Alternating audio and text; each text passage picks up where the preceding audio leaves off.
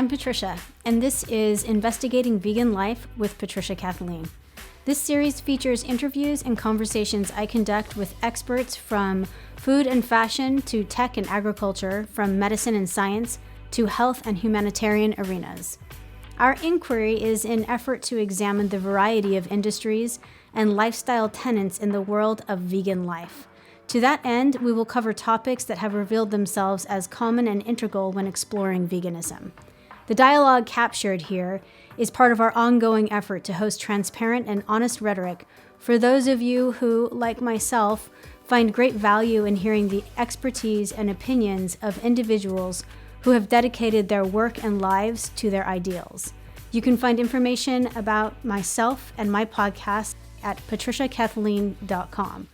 Welcome to Investigating Vegan Life. Now let's start the conversation.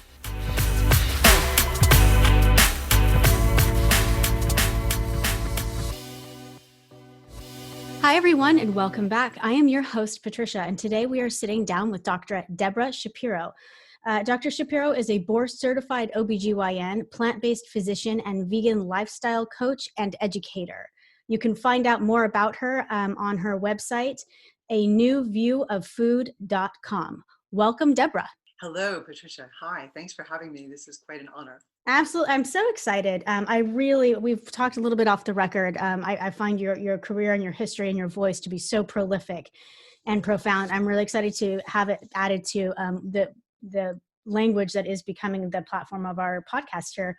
For everyone listening, I'll offer a bio on Deborah, but before I do that, I'm going to get into a quick roadmap of today's podcast so some of you who are looking for a trajectory can follow along. We'll first look at Deborah's academic background and early and professional life leading up to where she is now, and then we'll start unpacking some of her interest and work. She has obviously a huge career with her OBGYN practice, and then a huge passion of hers now is epigenetics and how it traverses some of the multi-generational platforms and some of the new studies being done, and some of her observations in that. We'll unpack some of those things, as well as give everyone nuts and bolts for everything that I just mentioned, for those of you that don't know what epigenetics is. And then we'll wrap everything up with looking at career advice and goals that she has even for science and the future of the vegan lifestyle, as well as the work that she's doing and the services that she offers through her own personal website and brand right now through vegan lifestyle coaching and education.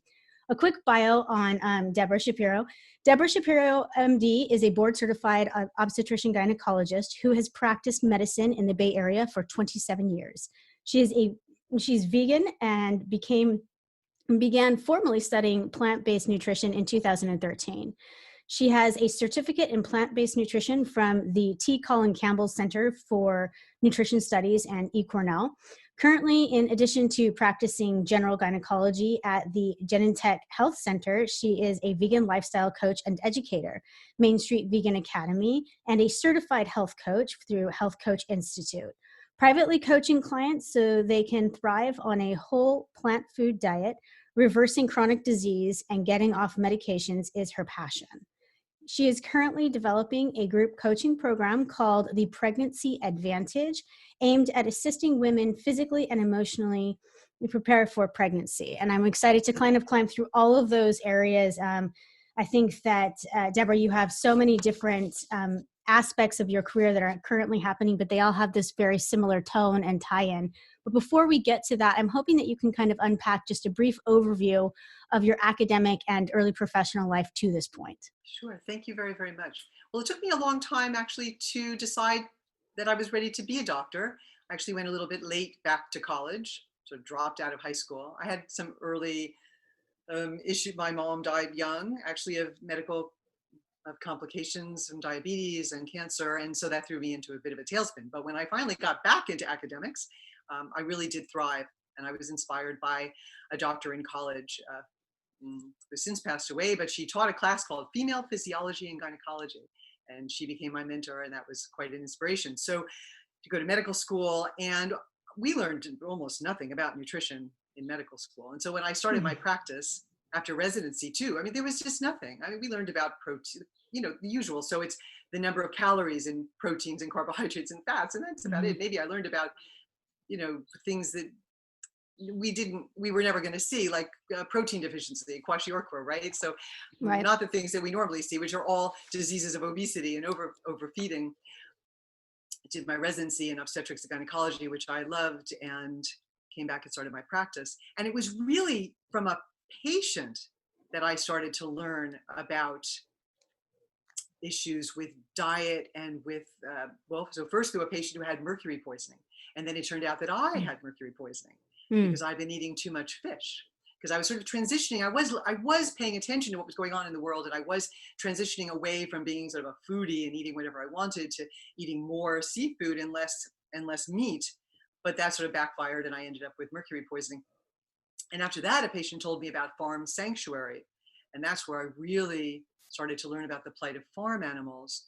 And then that same patient told me, I owe her everything. I've talked about her before. But then she told me about Michael Greger's work and nutritionfacts.org. And once I learned more about the science of plant-based nutrition for reversing chronic disease and preventing all the suffering that my family had endured, really for, when you think about it, for generations, I I just wanted more and more. So I started attending conferences, the International Plant-Based Nutrition Healthcare Conference every year, and that's by the Plantrition Project. And and then I became involved in the Physicians Committee for Responsible Medicine. That's Neil Barnard's organization in DC, and his conference I would attend. And I just tried to learn as much as possible. The T. Colin Campbell course, for example, is good for anybody. You don't have to be a physician or a nurse or anybody in medicine to take it. It's fine for anybody. And I would recommend, if anyone's interested in being the healthiest vegan you can be, and we could talk about why just being vegan isn't necessarily equating with health, but if you want to be the healthiest plant-based eater that you can be, then I would take that course. Yeah, I got So, on their website not too long ago after I spoke with another guest that had done it as well years ago, decades ago. And she said right. that she just found it to be one of the most moving experiences for her. And then I got on the website and I did appreciate, I think a lot of people consider certification to be something that you would further, your actual professional career with rather than augmenting both professional and personal. And they talk about on the website saying, who's it for? And it talks about everyone from parents to just personal growth, people interested not just in veganism or specific agendas, but the human health, just one's own personal health, which I Right. think is for everyone, as exactly as you're saying. So that makes sense. I'm wondering your personal vegan story. Because it's so enriched and like intertwined, if you will, with education and your scientific pursuit. Did you find yourself acclimating to the lifestyle slowly as you were unearthing these things, or were they just solidifying what you had already done? Like, when was the moment that you actually became vegan, or was there a moment? Ugh. I've been criticized for talking about this because it's a little woo woo. Uh-huh. Is that, I don't know how you feel about that, but I did have sort of a moment. I really just did wake up one morning and just announced to my spouse that I wasn't going to eat animals anymore, and I can't entirely explain it. It was just a moment of clarity about the future and about what was necessary for me to feel good about myself in the world. Everything that I learned from Farm Sanctuary and from PCR, from the Physicians Committee for Responsible Medicine, everything I learned from Michael Greger's work and Dean Ornish and Michael Clapper, and there was just no reason after hearing. There was just a level of understanding about Mm. both human health and the environmental health and the animal welfare that I just didn't want any part of it anymore. Yeah, and I think it's interesting, the relationship, it sounds trivial, it sounds rote, when you say it, but the relationship with a lifestyle when studying it as a compared to actually engaging in it, it changes your relationship with the knowledge that you've studied as well as the knowledge that you create, the work you create after that. I'm wondering, did you have any health benefits when you kind of became completely vegan that affected you to that like kind of testimonial standpoint?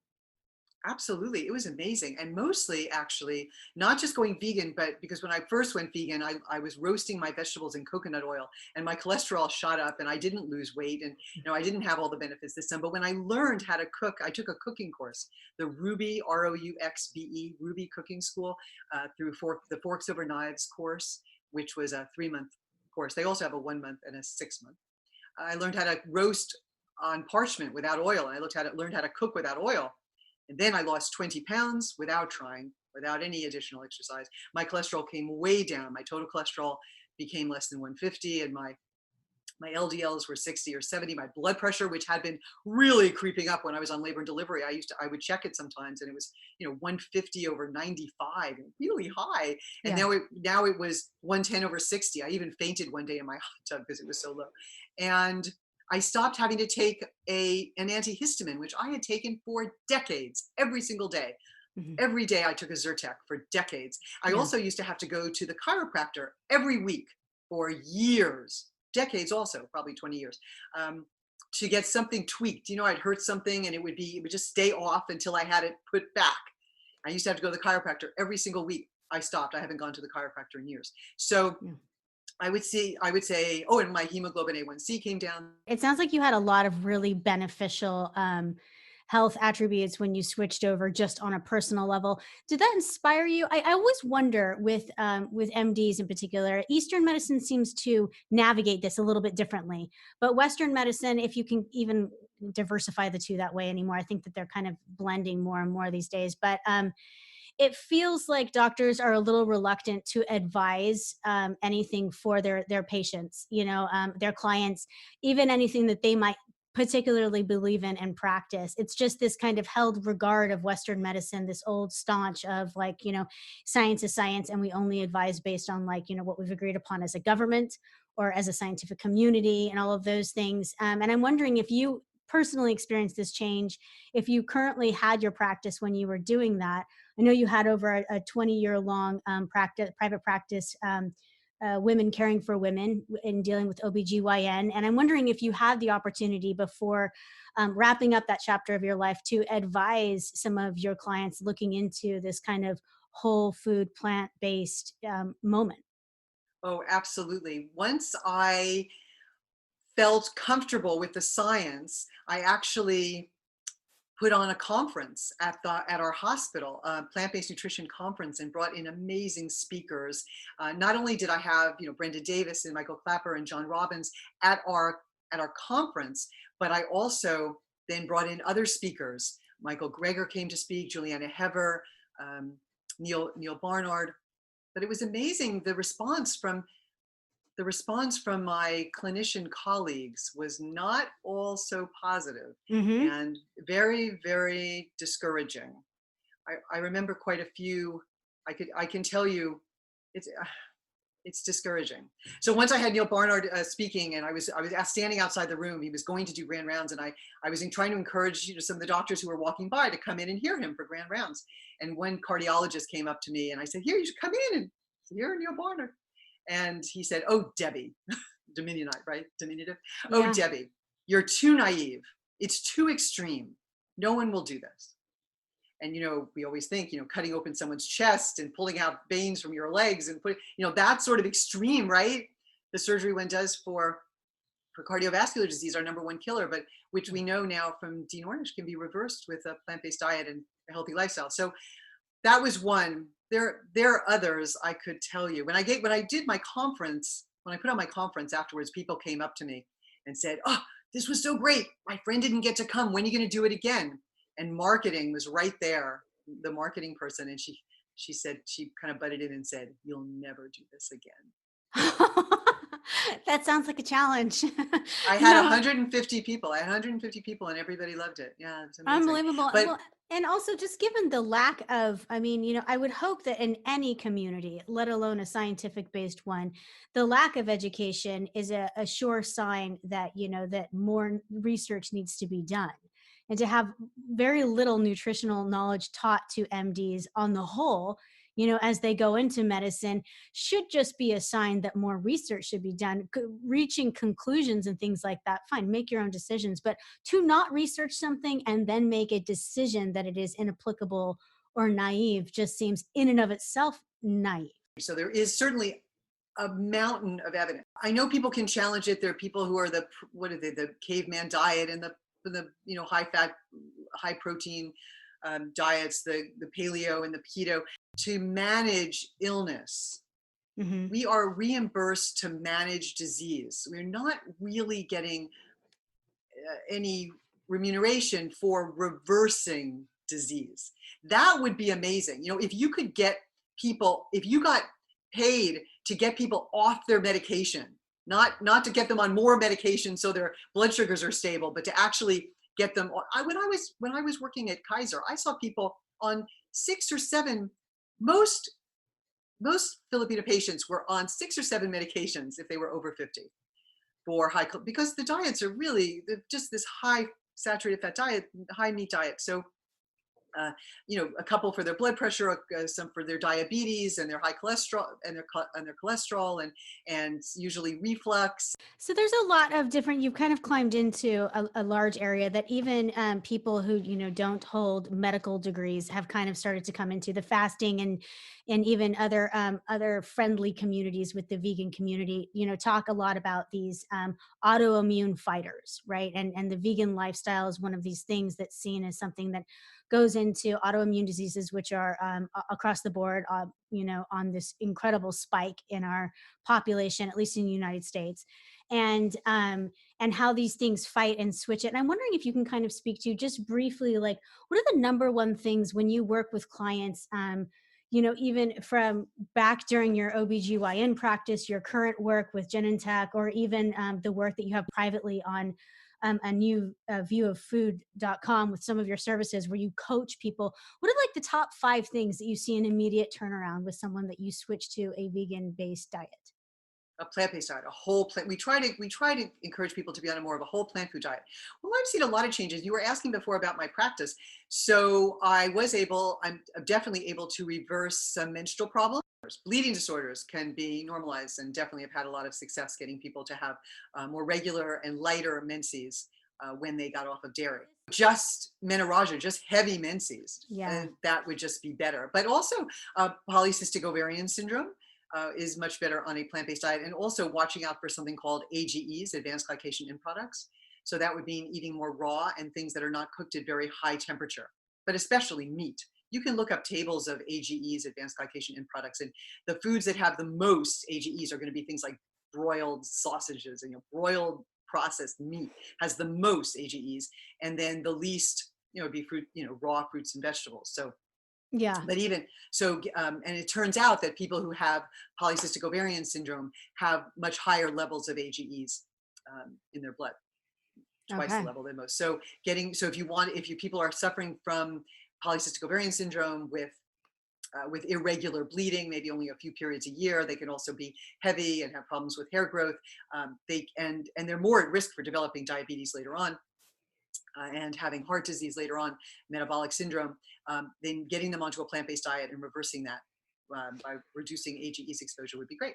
We've Well, done that. given that we have those correlations and in some cases causational, aspects, when do you think it will start to infiltrate mainstream? When will I call up a girlfriend who said, listen, I was just at my OBGYN. She said, if you want to like alleviate that heavy bleeding, try, a whole food plant-based diet. And that type of when do you think that will permeate? If we have all of these studies and all of this success rate, do you think that a lot of people will say it's accurate studies, it's accurate testing, it's proof, but it doesn't seem that those are being taken with as much brevity as some of the other industry backed things. So as a clinician, when do you think that time will start to infiltrate, especially with female based medicine? Well, interesting. Good questions. Good questions. Because even though there is a lot of data about things like heart disease and diabetes and even autoimmune disease for sure, the the research specifically on women's health is I think lagging behind. Mm. But there's a new college, the College of Lifestyle Medicine. Do you know the American College of Lifestyle Medicine? Hmm. And they're plant-based, absolutely plant-based, but they're also interested in things like sleep and stress reduction and exercise. I mean, they're looking at the whole picture of human health and all the influences on it. And they are starting a women's health group within that. So, but it's true that I have reached out to ACOG, the American College of OBGYN, and asked them about their recommendations, their dietary recommendations, because they're still recommending for pregnant women to have 3 milk products a day. Mm-hmm. And when I asked them a few years ago about that, they said, well, we're waiting for the new dietary guidelines. So you were right when you said it's the government that sets sort of the tone, and then the colleges sort of go along with that. Will that change? I don't know, because we don't, our institutes of health don't develop our dietary guidelines. It's the Department of Agriculture, right? It's the USDA. Mm-hmm. So, and we give millions of dollars to support meat and dairy. So. Right. Which are, I mean, and that can all be economically really easily broken down. I was just talking to a vegan bakery owner who said, dairy, eggs, and wheat are practically free. They're subsidized by the government, and she said, if you ever want to question a food pyramid or anything else, look at like what they need to just funnel through our system that quickly. And that kind of breaks it all down into relationship as well as to how our diet is being more mandated by even lobbyists and things of that nature for those groups. It's not really what's best for the human body. And once you know it's that, not at all what's best. No, and you can go rogue, right? Once you figure that out, you can decide that you better be captaining your own ship. And I kind of want to climb into more of this because I know that one of your passions is epigenetics. And before I let you just kind of rain all of your wisdom down on us, I want to tell you that I went through a bunch of different definitions regarding epigenetics. And before we kind of climb into it, for our audience listening, I wanted to say that I found a couple of ones that I feel like simplistically define it, but you need to tell me if you agree with them. So one is epigenetics is the nutrition, the biology relating to or arising from non-genetic influences on gene expression. And then further on, it says it's the study of changes in gene activity, which are not caused by changes in the DNA sequence. And it's a specific mechanism such as the epigenetics works by specific mechanisms such as the DNA methylation. But I wanted to kind of climb into the way I perceive it as a layperson is that any factors that are affecting our genetic makeup that are not like genetically encoded into our DNA. And so I wondered if you could correct some of that or kind of explain what we're talking about before we get into it. Sure. I did miss, because of the internet, I did miss the beginning of it. So Okay. Can you just say it one more time? You Sorry. bet. Yeah, no, absolutely. So it's the biology relating to or arising from non-genetic influences on gene expression. Yeah. And the way I internalize that is essentially talking about our genetics. We are a little frozen. Let me get back to that. Let me wait for just 1 second. Get my time again. Okay, we're back again. So the way I was just saying the way that I receive that is just influences and genetic changes that our genes can have.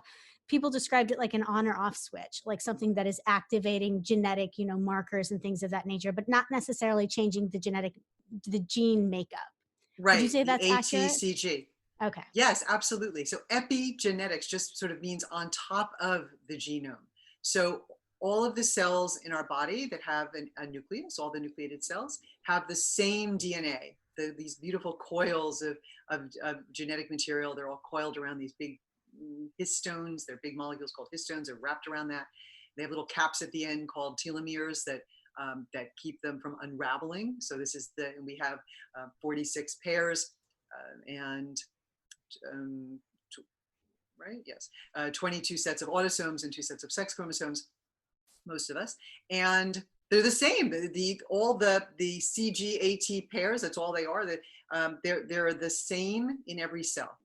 But you know that every different cell types do different things, right? So all the different genes that are encoded in the DNA are not expressed in every cell. For example, your salivary glands make saliva, right? So they have amylase, and your stomach cells, lining cells, make hydrochloric acid. and the cells in your cervix make a mucus, cervical mucus. So that, it doesn't get confused. You wouldn't want your cervical cells to be making hydrochloric acid. That would be a disaster, right? So our body keeps cell DNA expression or expression very tightly controlled. And we have now learned that we've learned so much more about this just in the last just decades, really. We've known it's just the end of the last century and the beginning of this century, that lifestyle factors, including stress and what we eat and whether we exercise and even our thoughts, even how our moods affect epigenetics. And so epigenetics, it works by gene expression is controlled, now we know, by attaching sometimes a methyl group, for example, a CH3, a little methyl group. And depending on where that methyl group is attached, the gene can either be turned on, upregulated, or turned off. Okay. Is this the same concept as they talk about with triggers, where you have this underlying genetic propensity towards, let's say, type 1 diabetes? And they're doing all of these studies, these massively large studies, generational studies right now, that I know of with that particular disease. And you have a marker, and they talk about triggers, and they're trying to figure out, which triggers, social, environmental, diet, all of those things kind of playing in stressors, things like that. And I'm wondering if it's the same thing that we're talking about here. It's having like a propensity, but not necessarily like a signed sentence. Yes, and another good example of that is, I believe, what we call the Nigerian paradox, that there's a gene that increases your risk of Alzheimer's. It's called the EPOA4 allele. And there's actually a very high rate of that in places in Africa, like in Nigeria, and yet they don't have high rates of Alzheimer's because of their diet, a mostly plant-based diet, a whole plant food diet. So I think that's exactly right, that your DNA may code for things, and you may be genetically inclined to have something. It runs in your family, but you can change that. And that's why we say that our genes are not our destiny. They're Right. absolutely not our destiny. Yeah, thank God. I'm because I'm not sure we exist as a species, but I'm wondering what kind of research are they doing now? You've expressed to me off the record that you have this kind of interest in the generational span of what doing, looking at epigenetics and eating this vegan diet in utero and like all the way through. Can you talk to some of your research or some of your interests lying in those areas? Right. I think the first thing that I heard about was Dean Ornish's work on reversing early stage prostate cancer. And, Mm. Dean Ornish published in 1990 in The Lancet his landmark study, Reversing Heart Disease, the Lifestyle Heart Trial, where he showed that our number one killer could be actually reversed through using usually a plant-based diet. He wasn't 100% vegan at that time. He was letting people have little bits of animal protein, I think, with non-fat yogurt, but also exercise 30 minutes 6 times a week, an hour of either meditation or yoga every day, and a support group. And he showed that heart disease could be reversed, which is really a game changer. And that should really be what every cardiologist we talked about before, what every cardiologist is telling their patients, but they're not. So, but moving on after that, he actually showed that he could reverse early stage prostate cancer. Currently, he's working on seeing whether he can reverse Alzheimer's, early stage Alzheimer's. But let's just go back to this prostate cancer because it was amazing. So he took 93 men and divided them with early stage prostate cancer. So they didn't need surgery when they came to him. A lot of people with prostate cancer that's early, they watch ultrasounds, they watch their PSAs, and they just watch and wait, right? So he had that group of men, and he divided them into two groups, and one group got a very low fat, 10% fat, plant-based diet, 100% plant-based diet, for 30 minutes of exercise 6 days a week, the support group, and the meditation and stress reduction meditation or yoga. The other group just had routine care. And what he found was at the end of a year, there were people in the watch and wait group that actually needed surgery. But what he saw when he did PET scans, he could see that the tumors had actually reduced in size in people in his group, that were in the study group. But more importantly, and this was so amazing, after just 3 months, it's not even a long time, it's 3 months, over 500 genes changed expression. You had 453 genes that promoted cancer that were turned down, and 48 genes that protected against cancer were upregulated. So this is amazing after just 3 months. Yeah. Yes. And then I was looking at something called the Canadian Ice Storm. Yes. You can look up Project Ice Storm online. It's quite amazing. So in 1998, I mean, we've known about epigenetics. We've known about this even before this, I should say, because there were studies looking at uh, the Dutch famine. So and there are a lot of studies also on mice, but I found this to be even more interesting. So in 1998, there was a tremendous ice storm in Quebec. They lost people. Many people lost power. It was minus 20 degrees for 40 days. There was tremendous social stress and upheaval, and people were stuck in in buses, and it was really a very stressful time. And they decided to follow the offspring of women who were pregnant during that time. And what they found was remarkable. Hundreds of genes. They've been following these children for years, 19, 20 years, because it was 1998. So they've been following these kids for a long time. And what they found was they could tell that there were more changes depending on how much more stress people experience. So there are these heat maps where they look at people who had more stress versus less stress, actual stress versus perceived stress, like post-traumatic stress syndrome, as opposed to actually losing power for many days. So and they just find that there were more children with autoimmune diseases, more children with metabolic diseases, more children with autism on the autism spectrum. So hundreds of genes changed expressions, and these were genes also that coded for glucocorticoid activity and also immunoglobulins. So their immune system, the T cells. So yes. So what you eat and what happens to you. So we know what you eat, but also what you endure during your pregnancy can show up for generations. And not only these children. So this is what's interesting.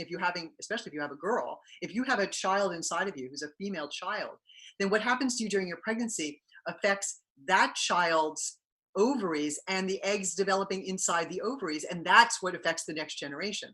And that's how really, in a way, you are what your grandmother ate. Mm-hmm. Your genes and your gene expression has been affected by what happened to your grandmother. Right. And so my next question, always charging forward and wondering how we use that to our benefit. Is there a way, conceivably, since we know this and we don't know the full effect or even the brevity quite yet, but is there a way likewise to start stacking the deck in our favor, looking that you have, this history of family with heart disease or diabetes or whatever it is, and start eating according to that? Like, would it be likely stressors and things that we can't, we're in the middle of a pandemic, it's stressing the entire world out. And so there's things that you can't control in that. So the ones that you can control, I'm curious, like if you think that likewise, as these markers are set off in other ways, do you think it's possible to stack the deck in one's favor dietetically through either in utero or as you're existing like on this earth right now? Well, absolutely. I mean, that was what we talked. That's what I meant when I said that Dean Ornish was able to show that these genes change expression in 3 months. Yeah. So absolutely, and he did all 4 things. So this is important because Dr. Esselstyn was able to reverse heart disease in his cohort of patients with just diet. He wasn't asking people to exercise. He wasn't giving them support groups. So that's true, and we have that data.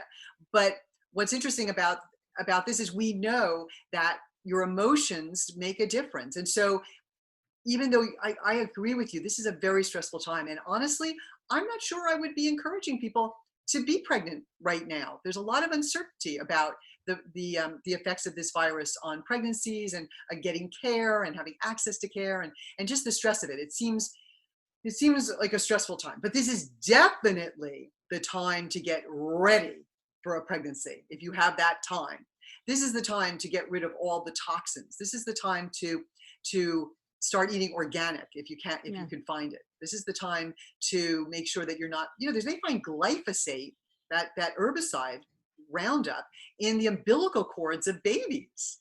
And DDT is still found in breast milk.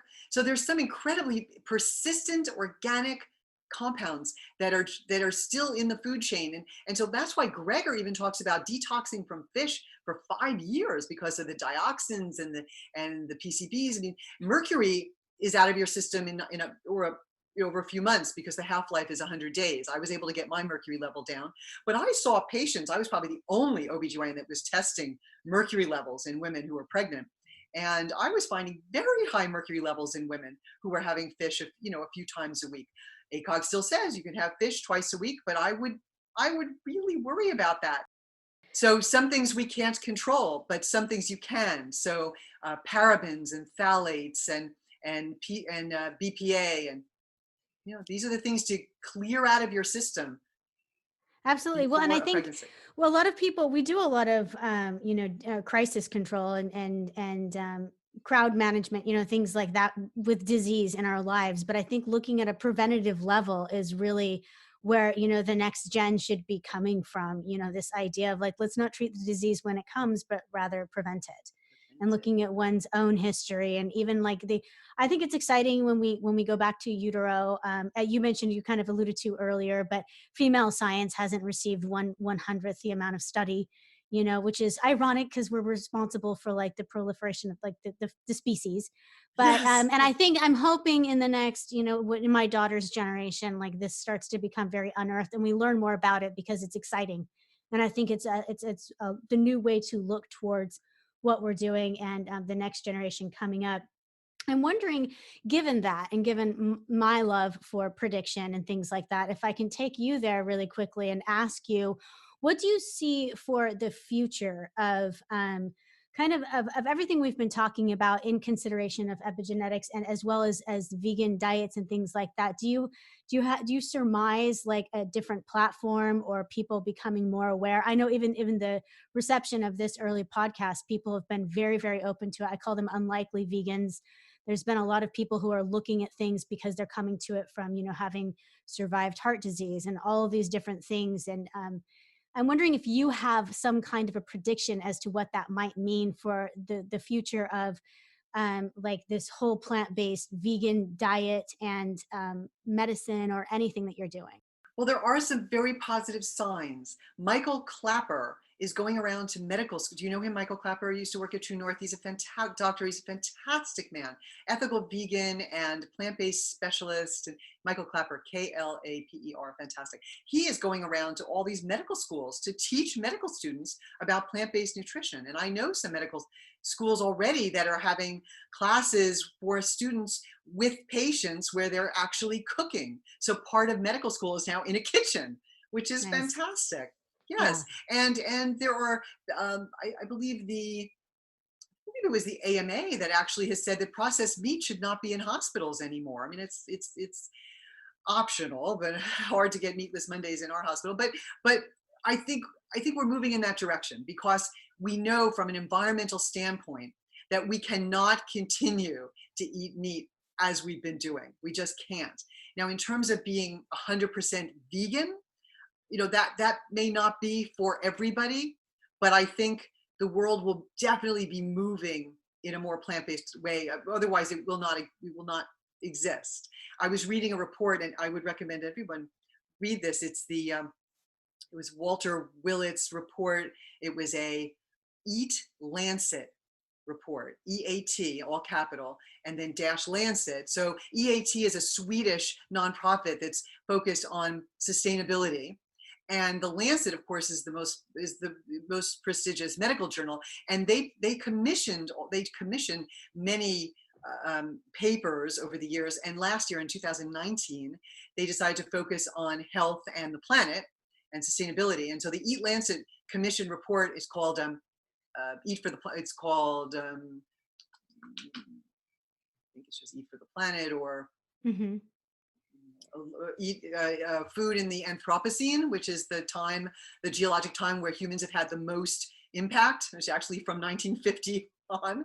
Pretty amazing. So that report is pretty amazing, and they basically say that we in the West have to eat like 90% less animal products. So they allow for very small amounts, but if we're going to feed the 10 billion people that are going to be on the planet by 2050, we have to really change how we produce food and how we get it to people. So I think the only way to do that is being plant-based. I mean, just you think about the amount of land that it takes. There's this amazing graphic, and I know I probably am preaching to the choir here because you guys know, but if you look at something called Food Math 101 online, Food Math 101, it's from the Plantrition Project, and they show how 2 football fields worth of land. It's good for you to know this because then when you tell others that this is a really fun thing just to look at. 2 football fields worth of land can feed 1 person for a year on an animal-based diet. The 2 football fields worth of land can feed 14 people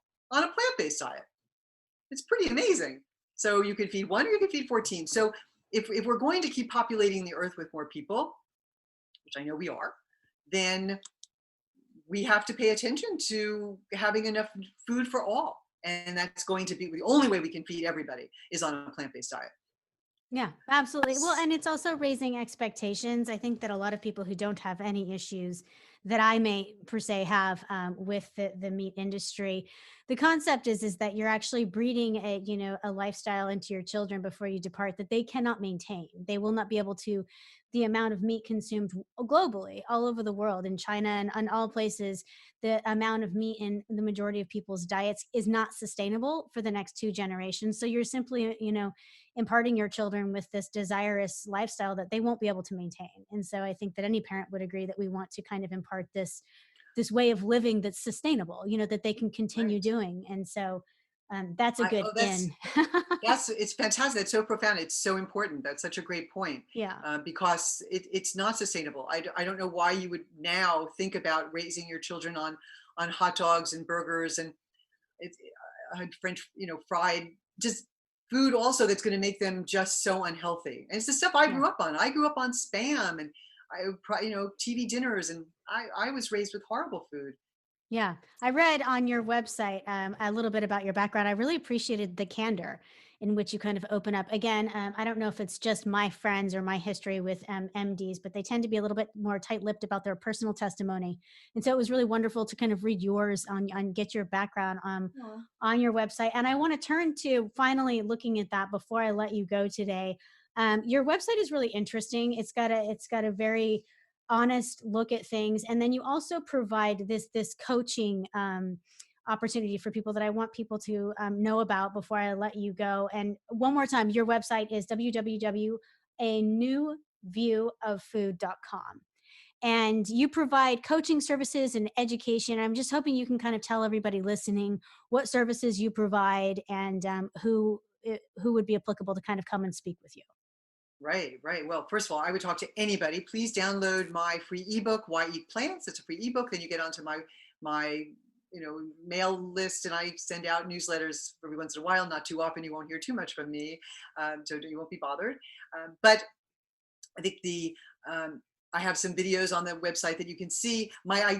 Ideally, I love to work with ethical vegans who want to shift to a more healthy whole plant food diet, because I have certainly worked with vegans who are eating more. I mean, I've heard the word junk food vegan, and some people use that, and some people hate that term. And I'm just saying that people who are eating incidentally vegan food like Oreos and chips and Mhm. French fries and Coke, and I mean, these are vegan foods, but they're not optimal. And that's true even for the mock meats. I mean, people who are eating a lot of processed Yeah. veganized food that's processed, it's still not optimal. So to optimize your diet so that you're clicking off all those boxes from Dr. Greger's Daily Dozen, that's what I really want you to be able to do so that you will be as healthy as possible, especially before you conceive. That would be amazing. So that's why I started this new program with Jean Schumacher, who's another coach, plant-based coach, and she's also a chemistry teacher.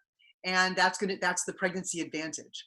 So that's really to help women get prepared for pregnancy, to get rid of the toxins, to get off of the saturated fat. Did you know that saturated fat, even from things like coconut oil, but saturated fat, especially from animal products, but also palm oil, it affects the fetal brain and and it causes damage in the fetus as well. So being obese from whatever cause is going to cause damage to the fetus. So getting you to an optimal weight, getting you eating optimally, and feeling so comfortable with cooking this way that you can cook for your family and cook for your child, and raise them just the way you are raising your children, right? Really loving, play whole, like what's behind me, whole the rainbow, loving eating the rainbow. That's what So you want to do. is the pregnancy advantage, is it all aspects? Is it an education? Is it a cooking? What areas are you kind of? It's right. And we're getting ready to launch later this month, but it's going to be an online coaching program. Nice. And we're going to be helping women with everything, with batch cooking, with cooking. Jean Schumacher has a fantastic YouTube channel and a website as well. It's called the Weight Loss Advantage. Her website is the Weight Loss Advantage. And she's been doing wonderful things for years and has interviewed incredible people on her YouTube channel. So I'm really proud to be working with her, because I think she's fantastic. I think she's lost over 100 pounds herself. So we Wow. both know what can happen when you do this.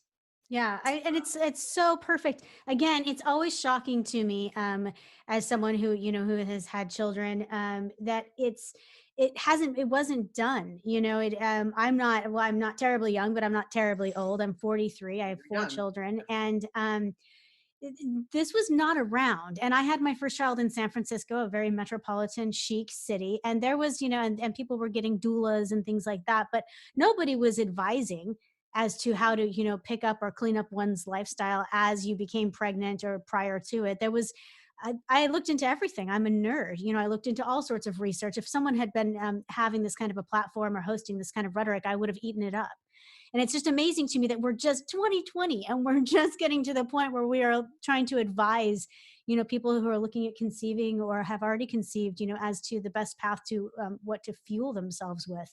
On your website, you have a quote about, I believe, I'm not sure, but perhaps it's not your website. I've been looking at a bunch today, but it said, um, f- food is not necessary. What is it? It's medicine is not necessary when you have good food. Right. Or is that yours?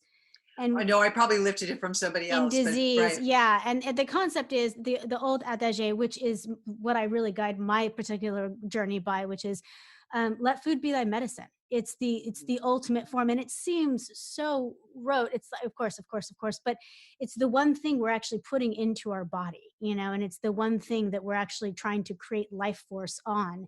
And so to not take it a little bit more seriously, or think about whether or not your body's registering yellow number 4 as food or just as some weird additive, is crucial. It's just amazing what I ate growing up and never gave a second thought about. And now my family has suffered. It's very, very sad, sister, with cancer. Or they all had cancer, but the generation before, all of them had cancer. If they lived long enough, they had 2 cancers. My father had 2 cancers. His brother had 2 cancers. It's It- it's something that can be changed, and so I think when you look at the humanity of it, it's this kind of desperate cry of everyone to just consider things for a second. no, it's so much suffering, and people don't realize there's so much suffering. The earth is suffering. The animals are suffering. When I read recently about the pigs, and they just said things like hundreds of thousands of pigs were going to be depopulated, and I mean, I just started crying. I mean, I Yeah. couldn't really handle it. It's for a vegan. This is a very, very hard time, and I'm sure your listeners would understand, right? Because your listeners are vegan, and I mean, I don't live really in a vegan world. I'm really the only. I don't really have that many vegan friends, even though I try very hard. But it's a very, very tough time for the planet. It's a very tough time for people, um, and the human toll on the way we're eating. I mean, yes, French fries taste good. Yeah, yeah, yeah. It's enough already. Yeah. We've Right. eaten enough French fries. Yeah, and the emotional attachment to food should, it doesn't really outweigh the emotional attachment we have to loved ones in life.